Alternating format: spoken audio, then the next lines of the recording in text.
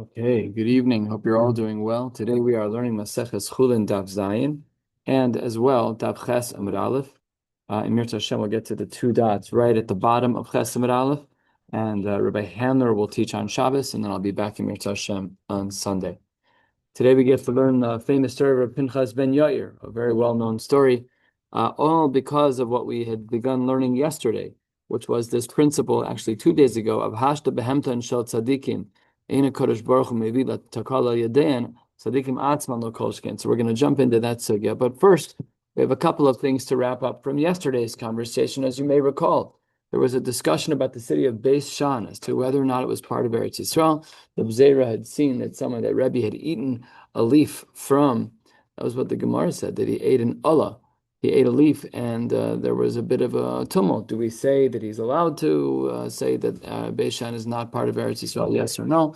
And the Gemara at the top of Zayin Amud Aleph had told us that Rebbe said that the Chazal left for space for people to make other psakim, and so such was the case.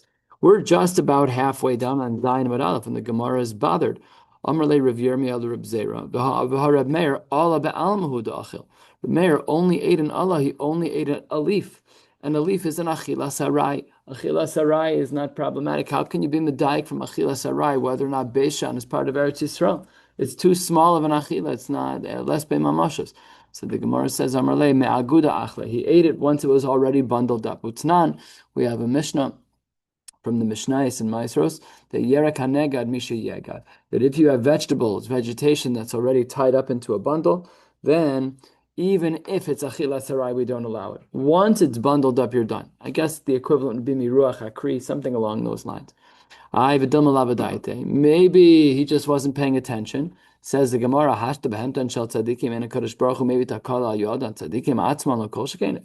Even if it slipped his mind, Kodesh Baruch Hu is going to take care of him. He's going to make sure that he doesn't end up violating any isurim by accident. It doesn't happen by the regulars. It doesn't happen by people by us. It doesn't happen by people in our door. I'm sure that maybe there are yechidei skula, but by and large, that's not how our door works. The Dilma, perhaps we should argue not that it was, that there was tzaddikim atzman lo kol shekain, they have protection, but maybe, says the Gemara, Dilma isar alen mimakom acher. Maybe I have food in my house and you have food in your house, but they both belong to me. So this food over here I'm going to eat. That food over there I'm going to keep as my meiser. Says the Gemara, the Chaverim, the Talmidei Chachamim did not do that. Lo nechshu chaverim l'trom shalom min hamukaf. It was the common practice of the Talmidei Chachamim that when they would give truma, it was from product that was always in front of them, and not from product that part of which was in one place and part of which was in another. Maybe I'm eating a leaf, and the front half of the leaf, the first 80, 90%, I'm eating stamachila, and the last 10% I'm saving. That's meiser. That could be. Says the Gemara, Amarle, stop trying to change the story. Chaziman Gavre, Rabba Kamasidale. Who is the great person who witnessed what happened? We know that something happened. And if you look back at our story from the middle of Vav Amud Beis, the Gemara there said, and I'll just read it again, that Heid Rabbi Yoshua ben Zaruz, what did he see? Sha'achal Allah shel Yarek v'Beis Shan, and that Rabbi then paskin that it's mutter to eat those foods without meiser. So therefore, the Gemara says, stop asking so many questions. We just trust Rabbi Yoshua ben Zaruz that it was in fact the case. And when Rav Meir ate that leaf, he ate it, and then Rebbe Paskin from that one decision that Beis Shan's obviously not part of Eretz Yisrael. We are 2/3 of the way down on Zayin Amud Aleph, and we are about to learn a very well-known story. At least elements of it are well-known. Says the Gemara, "My behemtan shel tzadikim." What is the story that tells us about this rule that if the behemtan shel tzadikim wouldn't violate things, then certainly tzadikim would never fall into that trap? The answer of the Gemara is there. The Rabbi Pinchas ben Yair habekazal pidyon shivuyin. Rabbi Pinchas ben Yair was on the way to do the mitzvah pidyon shivuyin. There were people who were being held captive. He was on his way to save them.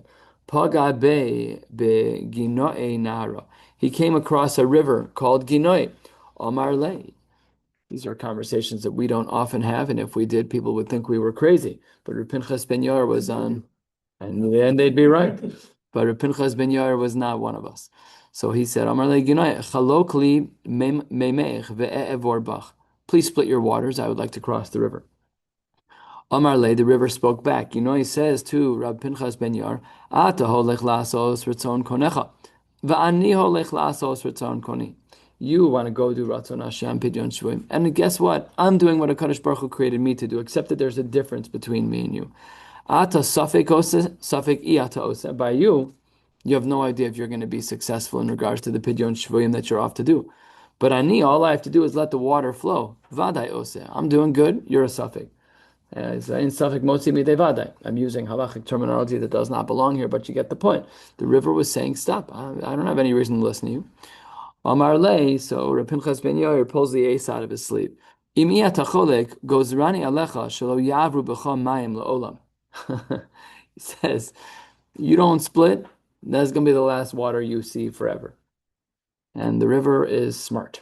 Chalakle. Okay, we have a Kriyas Yamsuf. We have a Kriyas Ginoi, the name of the river.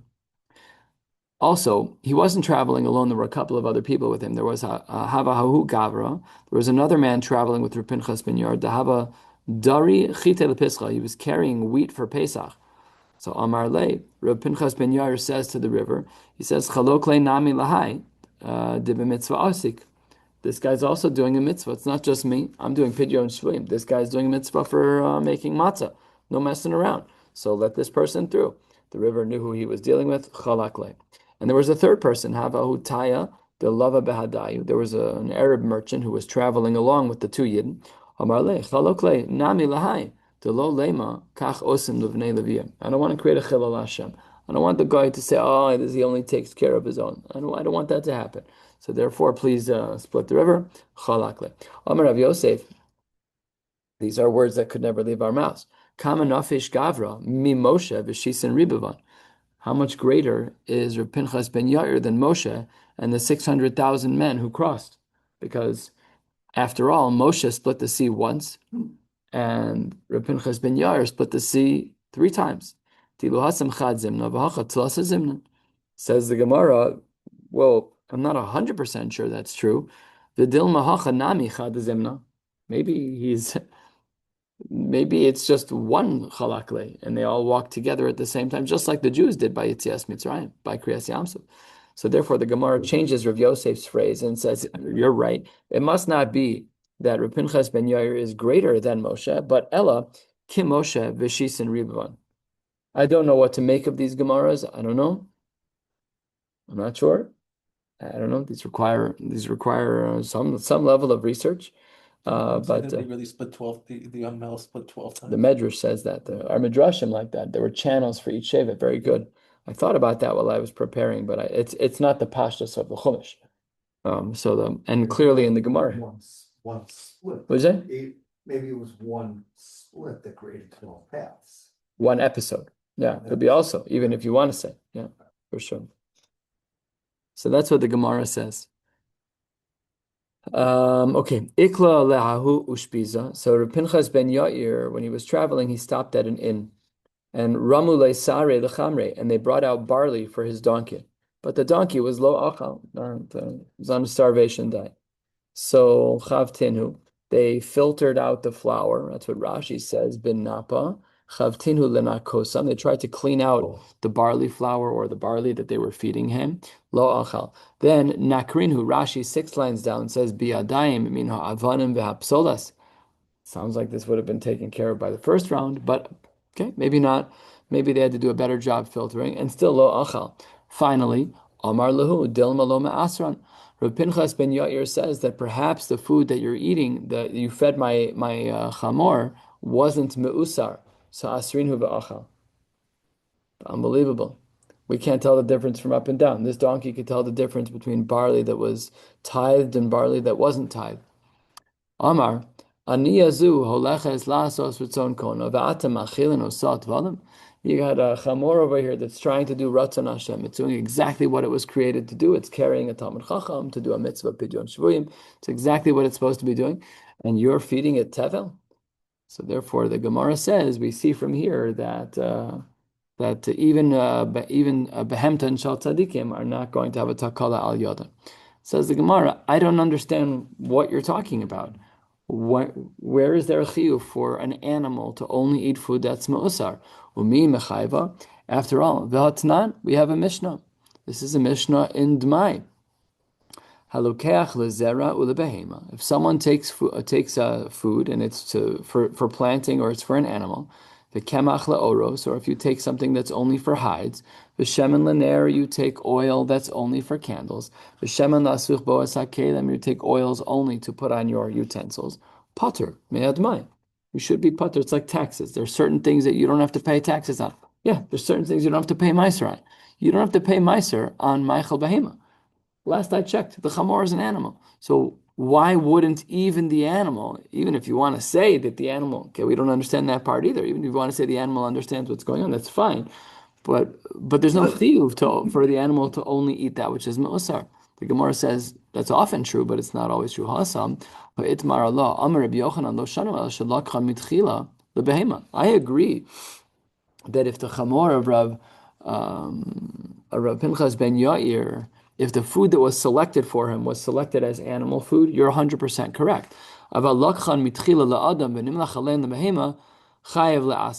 But if the food was initially separated for the sake of a person, so I took the barley and I was going to use it in my chullin, and then I said, you know what? I'm going to give this over to my donkey. Then chayev la'aser. Oh, so that must be the case. It must be that the barley was mavchin bein zelozeh, bein nima lenima. What could the animal tell? He knew it was barley. He knew it was not ma'usar, and he knew that it was initially set aside for a person, and only later was it then given to an animal. And that's why there was a chiyuv of meiser. Says the Gemara v'hatnan. Kidetanya. That's the correction over here. Kidetanya, 4 lines before the white lines.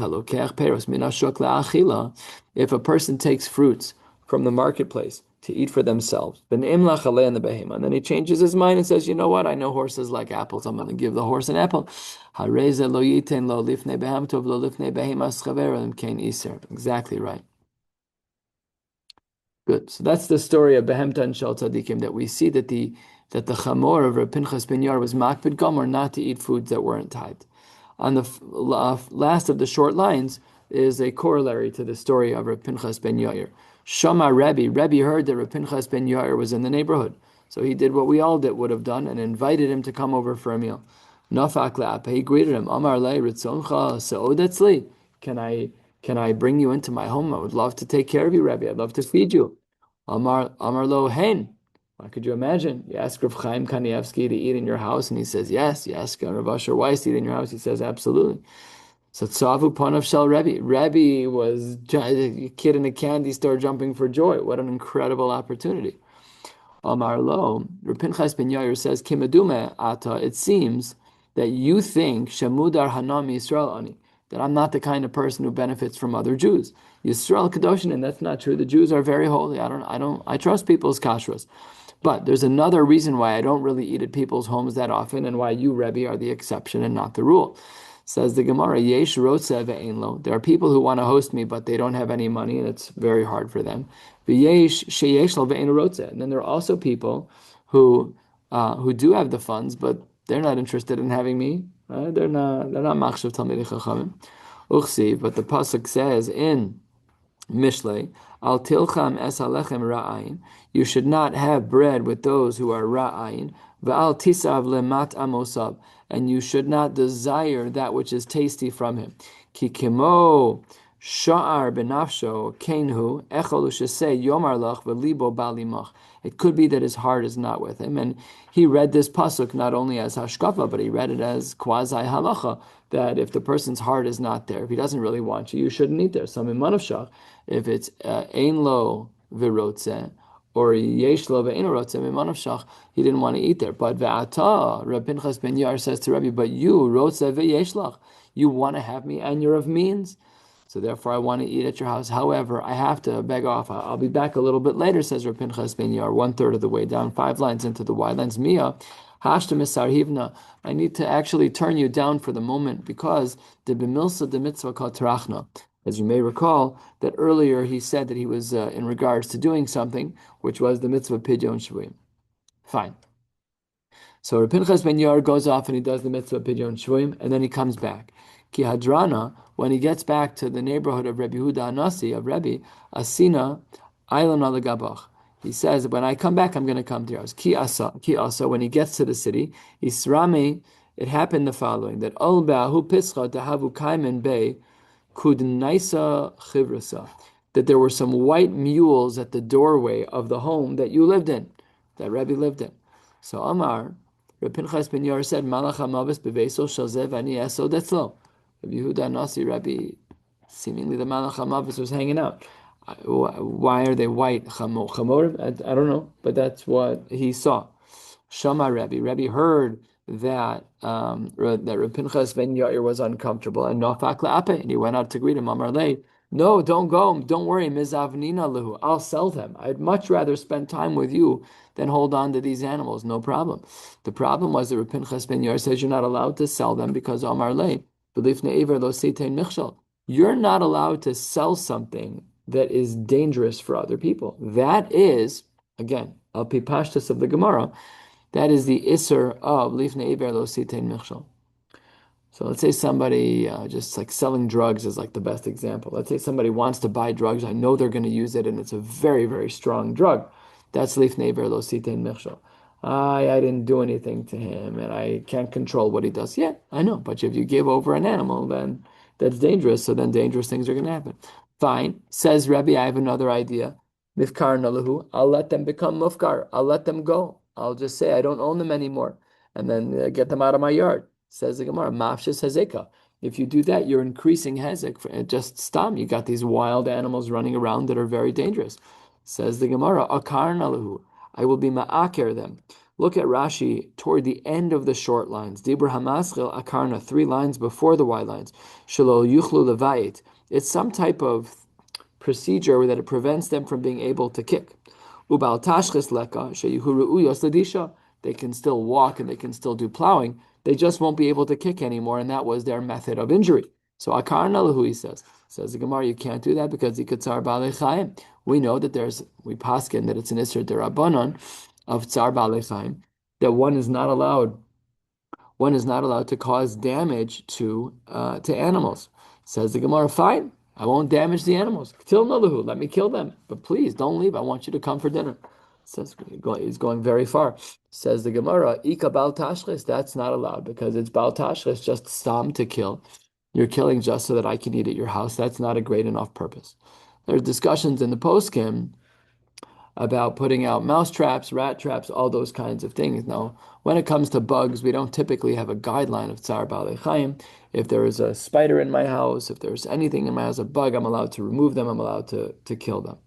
Even on Shabbos in Siman Shin Tes Vav in Orach Chaim, there are discussions about trapping bees or other dangerous animals that otherwise would have caused potential damage on Shabbos that we allow if they're relatively easy to catch. That's why on Sukkot, it's mutter for people to catch bees in the sukkah. But just stam bal tashchis, you want to go hunting, you're not allowed to do that. That's not allowed. So says the Gemara, Havaka mevatesh betuva. He was really being pushy with Reb Pinchas ben Yair, and then a miracle happened. Gava tura beinahu, a mountain emerged from the ground in between Rebbe's home and where these white mules were, and then they had dinner.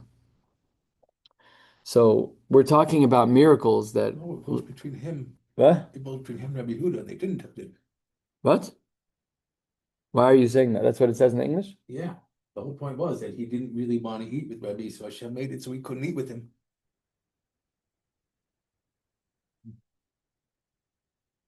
She says you deal, but that doesn't Yeah, really help. that doesn't help. Divided. Mountain I rose got between that. them and set them apart. I don't understand. It's here. Why would that be true? Rabbi understood that fine providence would cause repentance when to enter his house by the entrance where the mules were standing in order to afford an opportunity to climb Rabbi's invitation. It was in fact Rabbi Pinchas ben Yair's custom to refrain from benefiting from others in all circumstances. Apparently he felt constrained to accept Rabbi's invitation out of respect for him. However, providence ordained that with her true desire not to benefit from anybody would be honored.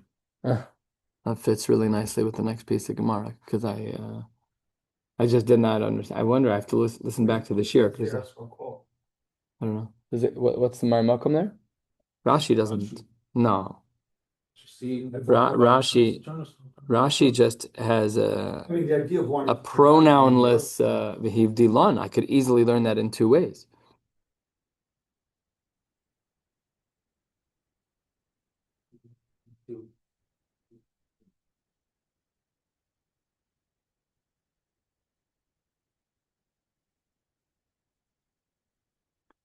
The Rabbeinu Gershom on the side writes on the phrase of Kamavatesh Beituva that when he was really pestering him, that he angered him.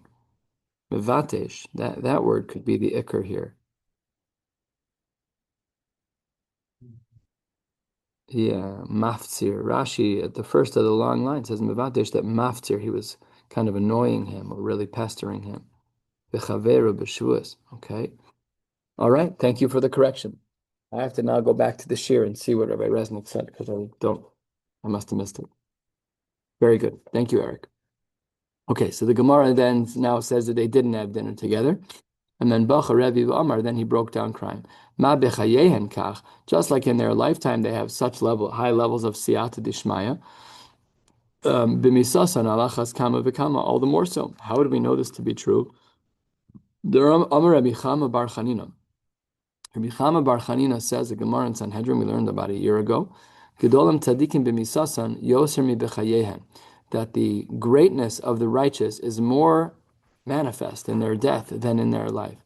Shene'emar, as the pasuk says, a pasuk in Malachim Beis, the pasuk says, Vayhihem kovrim ish, v'hinei ra'us hagadud. There were people who were burying a man, and they saw troops. Vayashlichu es ha'ish bekever Elisha. The body that they were burying, they didn't have time to bury properly, and they tossed the body into the burial plot of Elisha.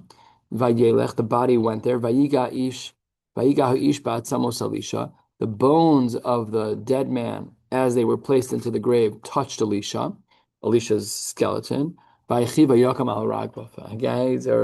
don't understand. This is what happened. But the body became alive again. And that was in Misa. And a little bit of what's happening over here is that we know that Elisha in his lifetime was able to do Tchias HaMesim, but it was way more complex. Here, all that had to happen was that there was a little bit of physical contact. All of a sudden, the person became alive again. Amar le Rav Papa le Abaye, the Dilma le Kiyume be Birchasa de Eliyahu.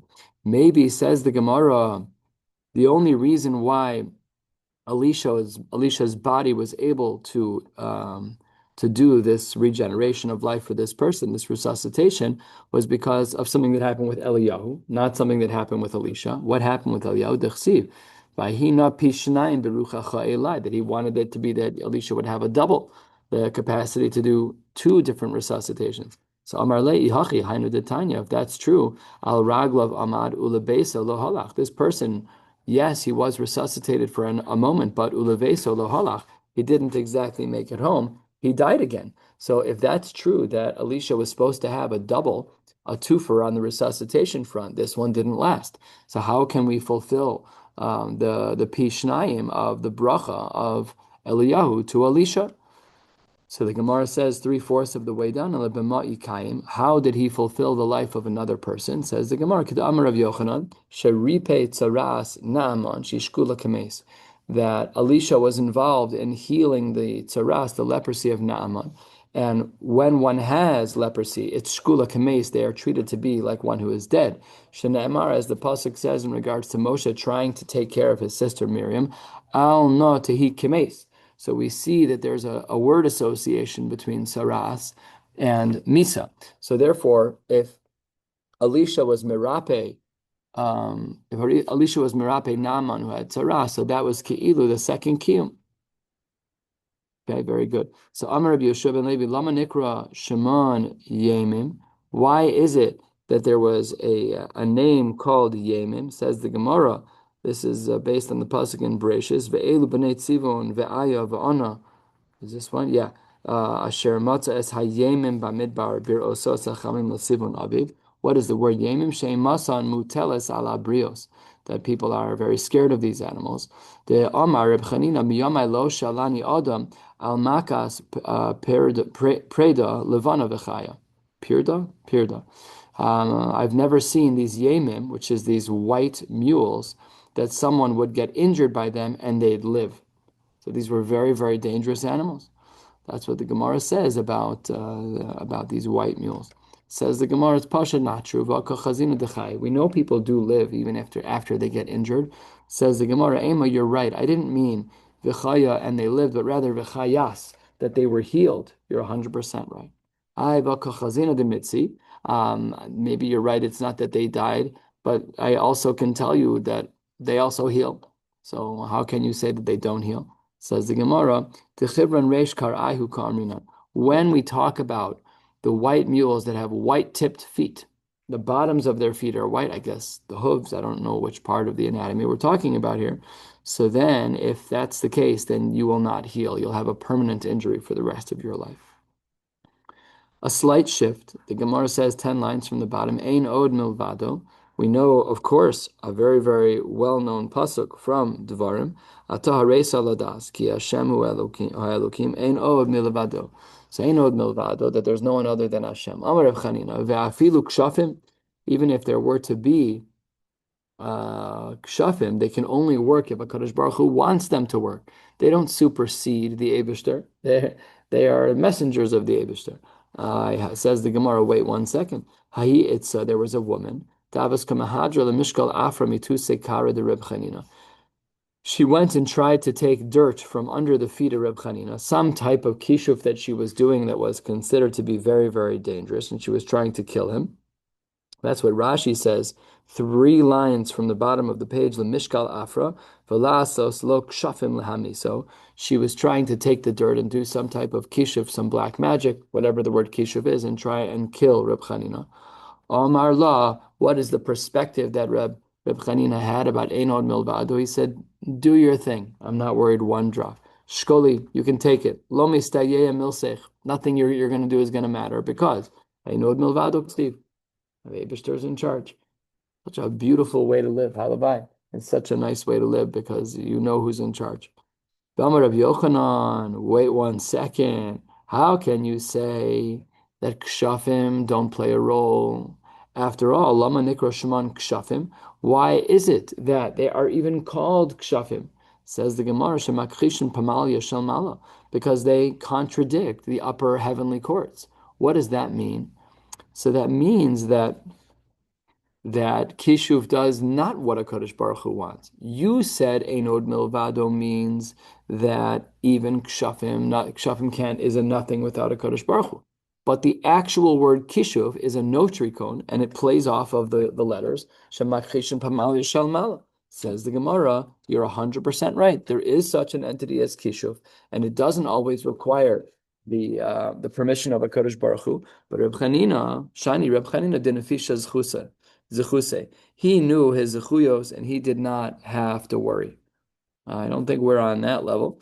Reb Chanina, he adds, Ein adam nokef etzbao milamata elim ken machrizin olav milamala. Now, Reb Chanina, notice who's talking, because we just said in the previous Gemara that Kishuv can work. Reb Chanina, who was Nafish Zechuse, was the one who said, I can't even lift a finger down here without permission from up there. Shne'emar, Me'ashem, mitzadei gever konenu. All of the steps of man are prepared by HaKadosh Baruch Hu. V'adam ma yavin darko. On your own, you have no way of knowing what path you're supposed to walk. HaKadosh Baruch Hu is madrich you, one step in front of the other. This is true for people on his level. But yes, Kishuv is a real thing.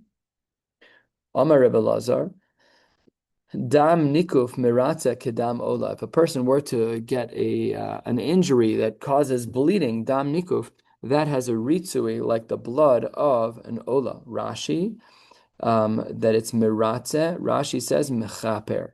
So that means that when we get injuries, when we bleed, it's like a kapara from the dam of an ola. Does that apply to people in our door? I don't know, but that's what the Gemara says. Amar Rava, begodal yamin uvenikuf sheni. We're only talking about the big toe on the right foot, and we're only talking about when you stub it when it's already injured. So you stub your toe once, that's not mechaper. But if you stub that toe a second time while it's still healing and then it starts bleeding, then there is kapara. But only the ka'azil dvar mitzvah. That's only true if you're doing it. You're on your way to a dvar mitzvah. This is a very interesting Gemara. What about what we know from the Gemara in Pesachim that shluchei mitzvah inu nizakim? Not for now. Amru alav al Rab Pinchas ben Yarmi Yamav Lo batza al prusa she'enoch shelo. He never ate a meal that he did not pay for. Umiyom she'amar al daito, from the time that he was a bar das, namely from his bar mitzvah, lo nena even misudas aviv. He didn't even eat from his own father's table. He was always makbid on his own. He never wanted to take away from anyone. That brings us to the top of Daf Ches and Aleph, and in Yirtzeh Hashem we'll get to the two dots about 8 lines from the bottom of the page. A little bit of a more difficult Gemara, not the earlier parts, but the middle part. Let's talk about some Hilchos Shchita. The Gemara says, Amar Reb Zera, Amar Shmuel, Libain Sakin. If a person takes a knife and they are malabein that knife, they put it in a fire to the point that it becomes exceedingly hot, Vishachat ba, even though it's true that it's extremely hot, Shchita so kshera. Why? Because chiduda kodem lelibuna, because the cutting that took place of the simanim actually preceded the libun, the heat of the knife. What's the real problem here? The real problem is that if we burn a hole into the kana and the veshet, the esophagus and the windpipe and the trachea, if we burn a hole, the animal's a treifa. If we slice through them, then the animal's kosher. But now we have a very sharp blade that's very hot. So which one comes first? So the Gemara says that this part's easy. Chiduda kodem lelibuna. Says the Gemara, wait 1 second. Va'ika tzdaden.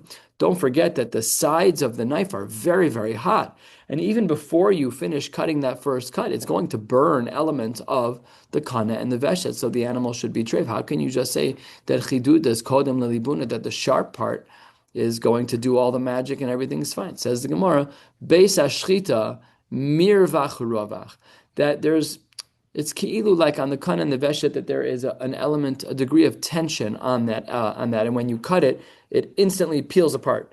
So as you're cutting it, just kind of peels apart as though it's being pulled from both sides. So the Gemara says, therefore, the tzadadin of the libain sakin, of the very, very hot knife, they pull away, the kana and the veshet pull away so quickly that they have no opportunity to burn the kana and the veshet. Okay, now let's take this principle and apply it to a question. We know that there is something called tsaras. One of the precursors of tsaras is seeing certain types of wounds on the body, and will there be white hairs that grow there? Then they need to be checked out by a kohen.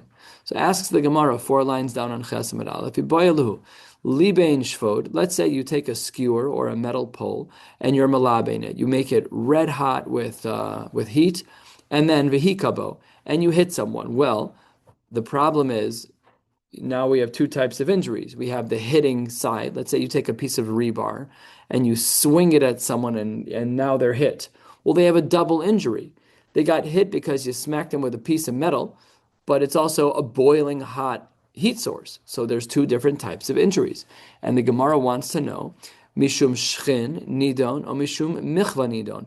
Are you treating this like a boil because of an injury, or are you treating it like a burn? And both of those are precursors to see if perhaps there's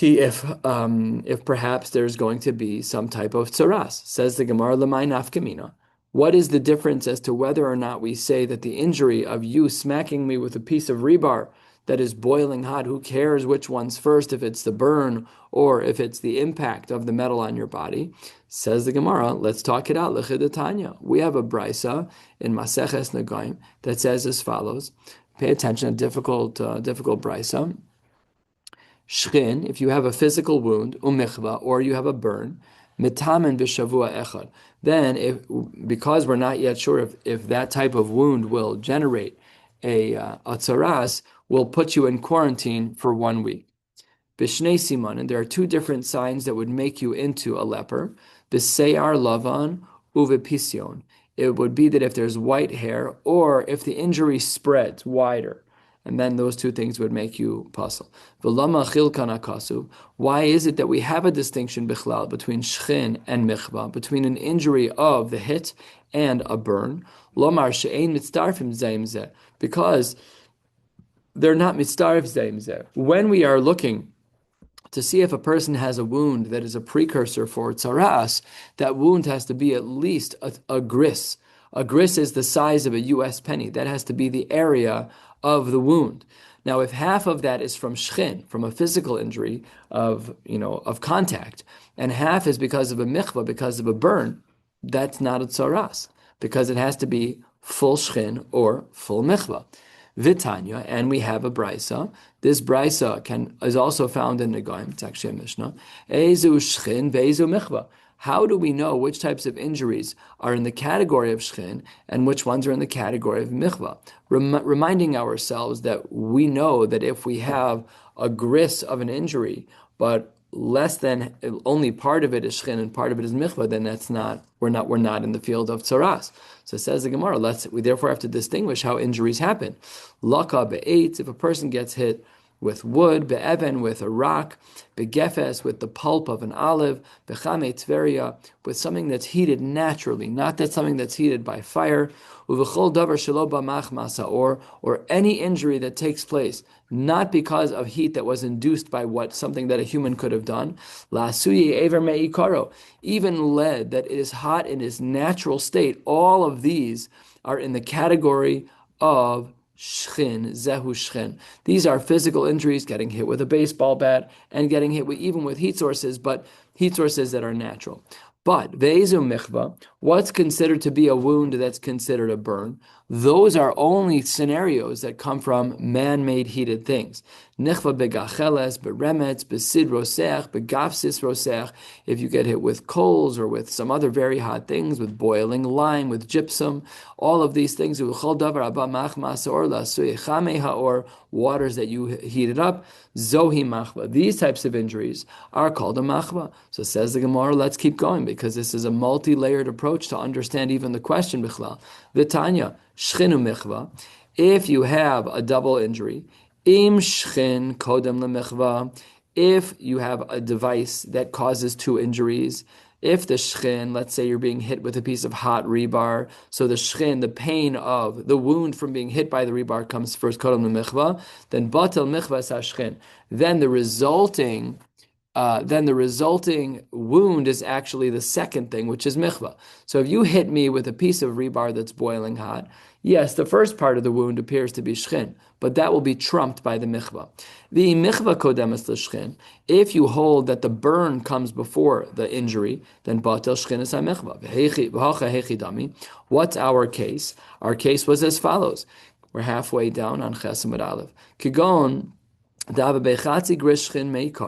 we have half of a gris that is shchin, a physical injury of some kind, or a heat wound from something that's heated naturally. And v'libein shpud v'hikabo. And now you get another half a gris, but you were hit with a metal piece of rebar. V'nafak bechatzi gris acher mai. This is what the Gemara was talking about at the top of the page. How do we view an injury from a piece of very hot metal that is injuring you physically because getting hit with metal isn't good, and also is burning you because the metal is boiling hot? Do we say chavata kadim, that the physical contact is first, v'asi havlo mevata lechavata, and then the second injury is heat and it trumps the first injury, v'havale shchin u'michva v'lo mitzdarfin, and then because we started with shchin, but because the other half of the gris is michvah, so then ein mitzdarfin. O Dilma, would we say that havla kadim, that no, first is the injury of heat, v'asi chavata u'mevata lehevla, and then the later injury is the pain from being hit with metal, and that overrides the hevel, the heat, and therefore, v'havale shchinu shchinu mitzdarif, and then you're in trouble, you got to be tzaras. So in short, the nafkamina would be in a case of tzaras, that if I have a gris, half of which was shchin, and half of which was this new injury, well, how would we look at that new injury if you got hit with a piece of rebar that was boiling hot? So the Gemara says two answers. Toshma, answer number one. Tamar Reb Zera Amar Shmuel, we saw this at the top of the page. Libein sakin v'shachad b'ashchitaso akshera chiduda kodem lelibuna. We see that the chidud comes first. If the chidud comes first and the libun comes second, then the libun, then alma chavata kadim, the damage came first, the libun comes second, and then in this case it's shchin plus michva, and then you're not in the category of leprosy because the gris is made up of two different kind of injuries. Had it been the other way, that it wasn't chiduda first, then you're right. We would have said that you're in the category of tzaras. You're not in the category of tzaras here because your injury now is from two different things. Says the Gemara, you can't bring a raya from the case of Reb Zera Amar Shmuel because chidud shiny. When you're talking about a blade, the sharpness of a blade that's being used for shchita, that's very difficult to use as a raya. So let's try the second answer. Just a few more lines and then we'll stop for the night. Tashma, libein shvod. Let's say that you turned a piece of rebar into boiling hot. It's red hot. Vehikabo, nidon mishum makas eish. You get punished for burning. So what does that mean? Alma chavata kodem. Kodim. The chavata must have come first, and therefore the eish overrides. In which case, again in this case, if I started out with a half gris of shchin, and then I get another injury from a piece of hot rebar, but we don't look at it as that it's more shchin. We look at it as that the second part of the gris, the first part of it is the first part of it is chavata, but then the fire overrides it.